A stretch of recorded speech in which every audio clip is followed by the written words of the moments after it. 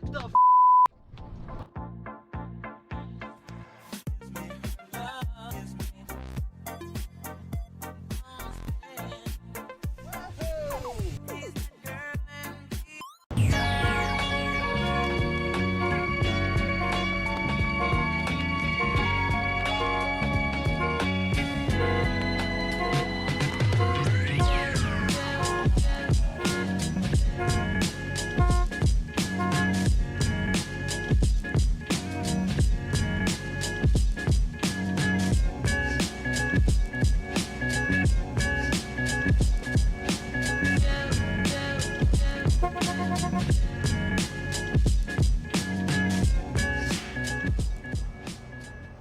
Okay, so you see me leaving Copart here, different location than the one I typically go to, or the few I typically go to. I'm about an hour and a half away from home. This was kind of a peer pressure deal. I say that because I'm in a group for, I'm sure you can imagine with how many I have and how much I love them, for these classic front wheel drive GM cars. And I've been in the group for many years, and everybody in there knows that I'm one of the few that actually rescues a lot of them. And of course, everybody and their mother was tagging me to buy it. Wish they would just buy it, but that's just the way it goes. So I told myself, okay, it's a salvage vehicle. I haven't seen it, inspected it in person. It's marked as a non-run. It looked pretty nice, but you just don't know. So I put one single bid on it, $200 bid. That's the lowest bid they'll let you do at this location. And I won it. It was not a pure sale. It's a State Farm vehicle. It was totaled. State Farm ran it through the auction. Their reserve on it was $400. I was the high bidder at $200. I stayed firm at that number, and they sold it to me. And now I think I see why. So, not a bad buy by any means. The only negative of this is the drive, you know, an hour and a half each way. It does have some issues aside from it's very strange accident damage, but aside from that accident damage, there are some other issues, unfortunately. You can see her there in the mirror. The car looks great in pictures, even from a few feet away, it looks great. A very interesting combination. It's gold and red. It's not a horrible paint job. It's like a little, maybe a step above a Mako grade. I think it just has some age on it. The issue is, and I'll show you when I get back to my house. Of course, I didn't know about this until I bought the car and picked it up just now. It's got some rot in the door jambs where the hinges for the doors mount up. It's around that area. The area where the hinges mount to is still structurally sound, definitely fixable, but you got to factor that in with the fact that it needs a subframe and it needs the radiator support hopefully just pulled out or maybe replaced. So best thing I can do is just show you guys the car. I didn't show it at the Copart pickup area because it was way too busy. There was a million trucks coming in and out, forklifts. You couldn't even hear me talk. So you saw it get brought in. I checked out the car. I usually like to look at it with you guys for the first time when it's sight unseen. It's more fun that way, but I had to take some pictures and share them with the group that begged me to save this car. My winning bid was $200. My all-in after fees and everything is $430. I have it right here. Let's see, $438 even. $438. And it's got brand new tires and a brand new battery, literally brand new. So I already got my money back there. Remember, I have so many vehicles like this, front wheel drives. They all have the same tire size, same bolt pattern, same size battery. So I already got my value there. Of course, I would like to fix the car and save it, but I got to make sure it makes sense. If I'm going to go through a ton of labor and effort to, you know, put another subframe in this thing, and I have to pull out the radiator support if there's other damage I haven't seen yet. It is a rust-free car besides that rot. That's just typical body rot on these old GM cars that happens in Florida. The undercarriage is spotless, but you got this rot in the door jamb. So get on the highway here, let me drive safely. I'll get back with you at my house.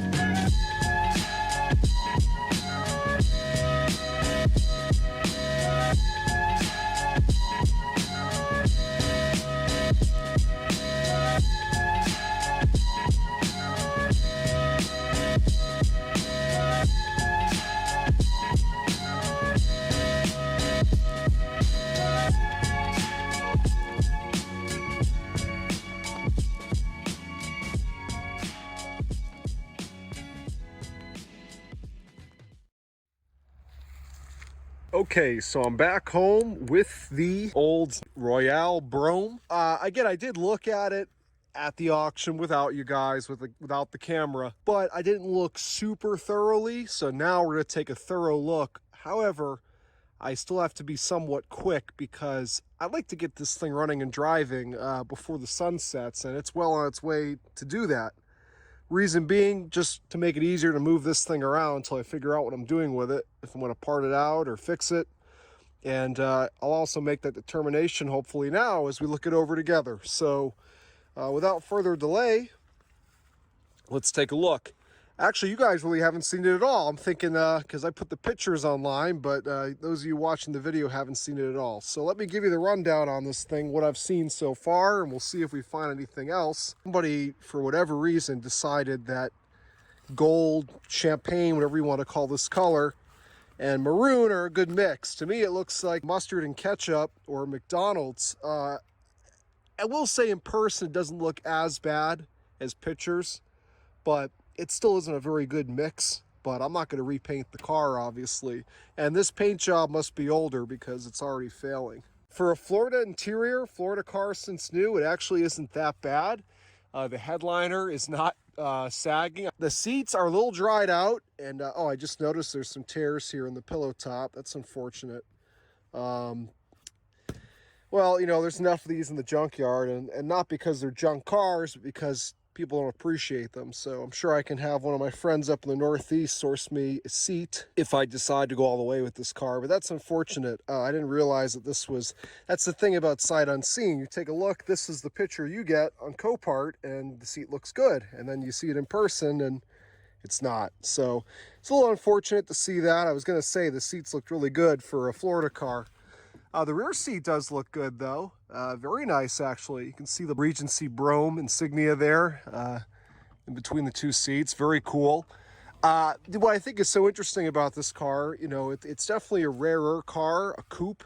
You don't find these too often anymore. They sold a lot more sedans than they did coupes. It's pretty loaded up. I haven't even looked to see what all the options are yet, but actually, I will say, you know, you could really weirdly order cars back in the 80s and 90s. And I think this is going to be an example of that because it's got manual mirror adjustments. Now, I've got a 98 Regency Brome, and that thing's loaded to the gills. This has manual climate control. Mine has the, I don't know if it's automatic, but it's digital climate control. I hate this. Oh, this is definitely an older deck someone put in. If you guys know me, you know I hate aftermarket radios. If I decide to fix this car, that will be coming out very quickly. Well, it's got Bluetooth and stuff. It doesn't belong in here. It needs to have an original radio, which I've got plenty of extras, so I can just pop one of those in. I will say the car smells very clean. No weird odor, and the car is clean. I mean, the carpets and everything. Again, definitely not a cream puff car, but not horrible. Obviously, it had the original radio not too long ago because somebody was using a cassette adapter in there. And what is this from? Huh. I'm sure one of you will tell me. You'll be able to tell right away by looking at that. So, again, I haven't heard this thing run. I can't start it, and I'll show you why from the accident damage. 95,000 miles, that's Carfax verified, so it's lower mileage. Mileage never concerns me on these cars. They'll run forever. I almost prefer them with higher mileage because they've been gone through at that point. Everything's been tuned up. All the accessory parts that typically fail, like alternators and stuff, alternator, water pump, all that stuff's already been done, so... Although this engine did look like it's had a lot of parts changed, which is good. Oh, I forgot, the hood's already popped. I had to bungee cord the hood down just to make sure it wouldn't blow up because it won't latch. So not in the worst shape. You gotta remember, I'm only into this thing for $430, and quite frankly, I'm glad it's not any more than that. I mean, as a parts car, there's not that many good parts, at least cosmetically. I mean, the seats got damaged. This seat is not torn. This seat's actually torn too. I just see that now. Yeah, everything's in okay shape. Typical 80s steering column, although this thing I think is a 90, right? What does it say up here? It is 89. Okay, yeah. I mean, it doesn't really matter. The early 90s cars were the same. Typical wobbly steering column. That can be fixed. Let me pop the hood. I guess let me just show you quickly the other side. So the body's actually in pretty nice shape. It's straight. I'm not sure if it's ever had any body work done. It doesn't look that way. Of course, this stupid light cable did a little bit of scuffing on the paint there. I'll buff right out. But very straight body, and the paintwork is actually pretty nice. I mean, I don't think this was a $300 scuff and spray paint job. I think it's just an older full repaint, and it's starting to show its age. But this is what happens to Florida cars, and people don't believe me. The bodies rust badly because if the paint is oxidized and there's no more protection on the body, and you get weird rust like this car has too. The undercarriage in this thing you could eat off of. It's completely spotless. This car has never left Florida, but you could also tell it's never left Florida because of this. Sometimes I understand why this kind of stuff happens on Florida cars, and other times I don't. It doesn't look like any structural integrity has been affected by this rot here of the unibody structure, which obviously in a unibody is essentially the entire car. If I were to cut the roof off this car, the car would really not have any integrity. But just the way that the doors open and close, they're not hitting the catch wrong. I mean, everything is, you look at all the gaps, everything looks fine. So I don't think this rust is at a point where it's affected the structural integrity of this car. I'm sure if it had, you'd also probably see a stress crack in the windshield. So in order to know for sure, I'm going to have to take the door and maybe the fender off to really get in there and see. And that's not a huge deal. The door comes off real easy, and the fender's maybe a 10-15 minute thing if you're being careful. I think this is very fixable. Again, this all right here is more just it almost feels like body filler here. Actually, if you look at these sanding marks, I guess they put some filler over this before when they should have just repaired it right. And because they didn't, it obviously rusted out again. So I'm not sure. I don't have this issue with any other GM front wheel drive of mine, this rot right here. So if you're more familiar with this particular body style than me, let me know why this happens and what is causing that to happen. So if I do decide to fix this car, I can make sure it doesn't happen again. But it's obviously not salt. Let me show you. This car has never seen salt, clearly. Let me show you here on the driver's side. I don't think it's as severe over here. No, see, it's not even close. So yeah, this looks like original. You can see the sanding scratches all over. What did they sand this with? 80 grit? Jeez. This is not nearly as severe over here. So this side won't be so bad. It is rotted out underneath the hinge though. I poked through that when I was checking out the car at Copart.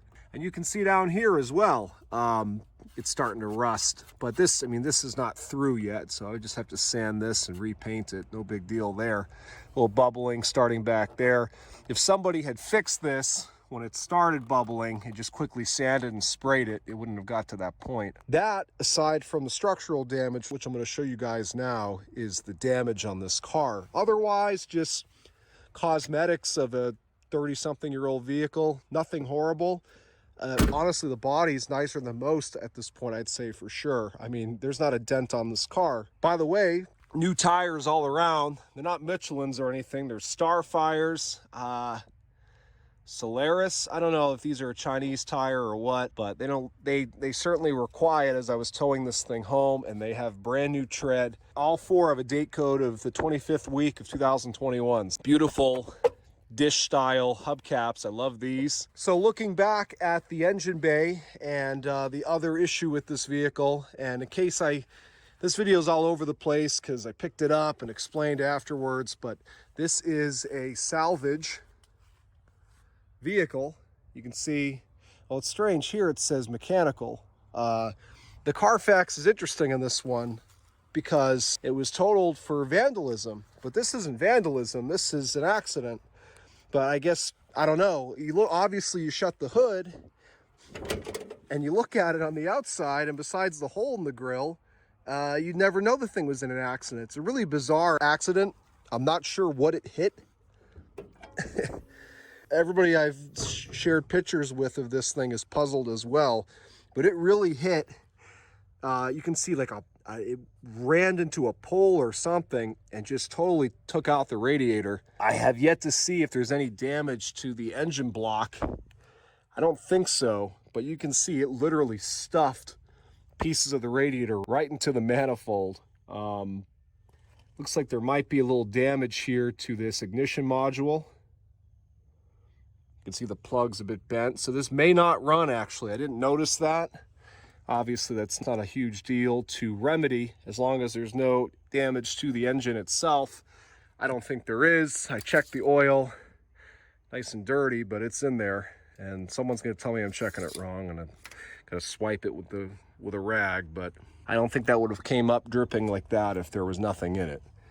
So what I want to do, and I hope I have enough daylight to do it, is I want to try to get this fan shroud, electric fan, and radiator out of the way, just so I can see what's going on with this thing, make sure it's safe to start. Obviously, I can't run it very long with no radiator and no electric fan, but just to back it off this trailer and quickly whisk it over here. This radiator support, I'm almost certain I can just pull this back out with a come along and get this straight enough. This car will never be perfect. It's not an original car. It's been repainted, the interior's dried out, and now it's a salvage title, so I'm not concerned about making this thing perfect if I decide to fix it. I just want to make it safe. It's a little bit kinked, but not nearly enough where it would affect the integrity of this radiator support. So again, come along, pull it back out till this crease here goes away. That should take care of that. I wish that were the only damage, but unfortunately, the subframe was also involved. I don't know if it was the same accident or what, because I don't know what you would hit that would pulverize the radiator like that, and then also down here hit the subframe. You guys will have to let me know what you think, but the subframe is totally goobered up. Fortunately, from what I could see at Copart, if you look up there, there's the frame rail here on the passenger side. That does not look affected whatsoever. If I'm going to fix this car, I need to replace the subframe, which I have no issue getting one of those. It's rust-free down here in Florida. That's easy. Besides the labor. Radiator, obviously. Electric fan, maybe. Hood latch.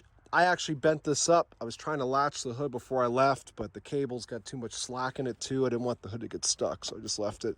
I might need an ignition module, left passenger bezel here. So it wouldn't be horrible to fix this car. Let me go ahead and get this stuff out of the way. Verify there's no engine damage. I don't think there is, but then I'll see if I can start this thing up. All right, so next day, I got into this quite a bit today to get this radiator support as straight as I could, and I'm pretty happy with the outcome. I did not go the hillbilly chain and tree method. I used my two sledgehammers here to bang this thing back out. That gave me a lot more control, especially because I don't have anybody here to be a second set of eyes. I took the whole, it comes off very easy, the whole front clip. And the reason I did that is it gave me a lot more leverage, because it was easy to get this straight again, but the issue was it was sitting much lower than over here. And I could tell because having the nose clip on, there was a substantial gap between where this should be essentially flush with that black plastic there on the nose clip for it to bolt in. So I had to hit it a lot underneath. I did the absolute best I could trying to get this kink out here. It was way worse before. It's, you know, that's the best it's going to get. I tried everything, not just the sledgehammer. I also used a jack, and I had a pole pushing up on this to the point where it was about to lift the car off the dolly, and it just would not budge. So I was able to bang this up several times, and now you'll see in a minute here when I put the clip back on here, it's flush. So you're not going to see this when it's covered up by the shroud. There may be a slight bump in the shroud itself, but you can see I'm able to screw it in the way it should be. I had to fix this as well, and it got ripped out. So I've got this secured now. This is what the hood latches onto here. Also, the front clip screws into this. So the frame rails, you can see they're dead straight. There was no movement whatsoever with the bumper. I could confirm that with the bolts, so that's great. Tomorrow I'm going up to the junkyard. They do have a Regal. It's an early Regal. It's got this 3800, not the Series 1. I want to get the ignition module. You can see I got the old one off. Where is it? It's right here. And by the way, that's not cylinder order. I just, you know, doesn't really matter cylinder order or not. I just labeled the spark plug wires, you know, as long as you can match them up. Because I'm going to reuse this coil. It looks like a more recent one. But the ignition module is obviously destroyed. And I'm hoping, of course, to get this connector, which is a one piece. It should be like this. The two of them together. I'll just have to either solder or crimp. Solder would be better.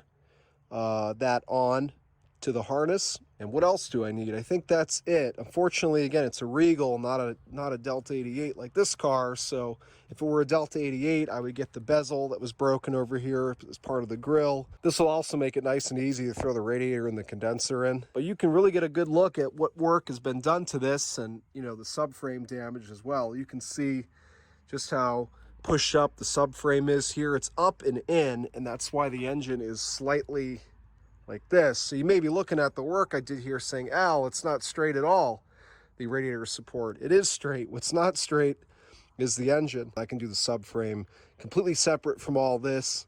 They don't have to be done at the same time. At the very least, I want to get this stuff done so I can move this car around. And you can see that the AC compressor has been replaced, which is great. I'm sure the dryer has as well. Looks equally as clean. The starter has been replaced. Okay, so if you guys couldn't tell from the end of the video, I decided to go ahead and fix the car. It needs a subframe. I already straightened out the radiator support, and it's got that rust in the door jambs, but that doesn't seem to be affecting anything structurally. Even the doors close perfectly. There's no sagging, or, you know, everything feels strong there still. So I will fix that rust, but my priority is to get it running. I still haven't got it running yet. I'm still waiting on a few parts, and in part 2, I'll throw everything in there. We'll see if she runs. I sure hope she does. So that's priority number 1, running and driving. Then I'll take care of the subframe. And then lastly, I'll fix that rust in the door jambs. I think it's really just cosmetic where that rust is. I don't think anything structural was compromised. At least not yet. It's not bad enough. And one last thing, sorry if I seem lethargic in that video. As I'm sitting here editing it, I'm like, man, you know, I'm not my usual self, a little more excited. I get tired, guys. I got a lot going on. I mean, look at me now. I'm exhausted. I do a lot every single day and run on less sleep than I'd like. So it's inevitable. Sometimes there's going to be videos where I just don't have that energy. I hope you're able to bear with me through this one. And let me know what you think of the car and my decision to fix it.